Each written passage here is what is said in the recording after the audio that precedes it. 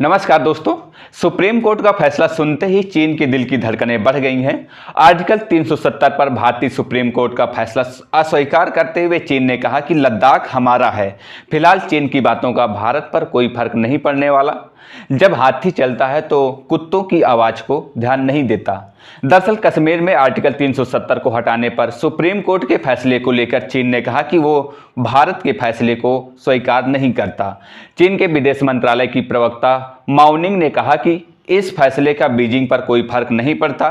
भारत चीन बॉर्डर का पश्चिमी हिस्सा हमेशा से चीन का रहा है।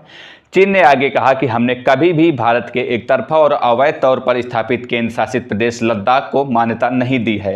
भारत के सुप्रीम कोर्ट के फैसले से ये सच्चाई नहीं बदल सकती कि सीमा का पश्चिमी हिस्सा चीन का है। हालांकि इससे पहले मंगलवार को चीन के माओनिंग ने कश्मीर मामले पर कहा था कि भारत और पाकिस्तान के बीच लंबे समय से विवाद चला आ रहा है। इसे शांतिपूर्ण तरीके से यूएनएसआई यानी कि यूनाइटेड नेशनल सिक्योरिटी काउंसिल के प्रस्तावों के तहत सुलझाना जरूरी है। चीन ने आगे कहा कि दोनों पक्षों को बातचीत और चर्चा के जरिए मामले को सुलझाना चाहिए ताकि क्षेत्र में शांति और स्थिरता बनाई जा सके। हालांकि 2019 में चीन ने आर्टिकल 370 हटाने का विरोध किया था। दरअसल भारत सरकार ने 5 अगस्त 2019 को जम्मू कश्मीर से आर्टिकल 370 को हटाया था। साथ ही राज्यों को 2 हिस्सों जम्मू कश्मीर और लद्दाख में बांट दिया था। तब चीन ने कहा था कि जम्मू कश्मीर पर भारत का फैसला चीन को स्वीकार नहीं है और वो लद्दाख को अलग केंद्र शासित प्रदेश बनाने के खिलाफ है। रिपोर्ट के मुताबिक आर्टिकल 370 हटने के बाद चीन ने अपने सहयोगी पाकिस्तान की तरफ से औपचारिक रूप से आपातकालीन बैठक बुलाने के बाद यूएनएसआई यानी कि यूनाइटेड नेशनल सिक्योरिटी काउंसिल में इस मुद्दे पर बंद दरवाजे के पीछे चर्चा करने को भी कहा था। दरअसल 11 दिसंबर को सुप्रीम कोर्ट ने कश्मीर से आर्टिकल 370 हटने के मुद्दे पर सुनवाई करते हुए सरकार के फैसले को बरकरार रखा था। सुप्रीम कोर्ट ने कहा था कि आर्टिकल 370 अस्थायी था। जम्मू कश्मीर भारत का अभिन्न अंग है। राष्ट्रपति को यहाँ के फैसले लेने का पूरा अधिकार है। इसके साथ ही राज्य में सितंबर 2024 तक चुनाव कराने का आदेश भी दिया गया है। दोस्तों 2019 में आर्टिकल 370 हटने के ठीक 1 साल बाद 2020 में भारत चीन के बीच गलवान झड़प हुई थी।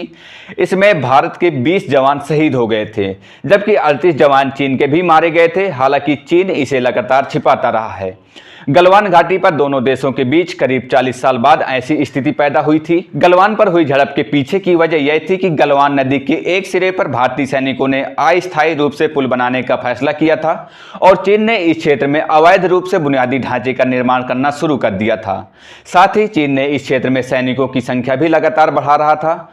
हालांकि इससे पहले अक्टूबर में पेंटागन की एक रिपोर्ट ने दावा किया था कि चीन ने 3 CAB यानी कि कंबाइंड आर्म्स ब्रिगेड सिक्किम और अरुणाचल प्रदेश के बॉर्डर के पास तैनात किए हैं। इसके अलावा उन्हें उत्तराखंड और हिमाचल प्रदेश के पास भी मौजूद LAC यानी कि लाइन ऑफ एक्चुअल कंट्रोल पर भी तैनात किया है। पेंटागन ने यह भी बताया कि चीन ने डोकलाम के पास जमीन के नीचे स्टोरेज फैसिलिटीज बनाई है।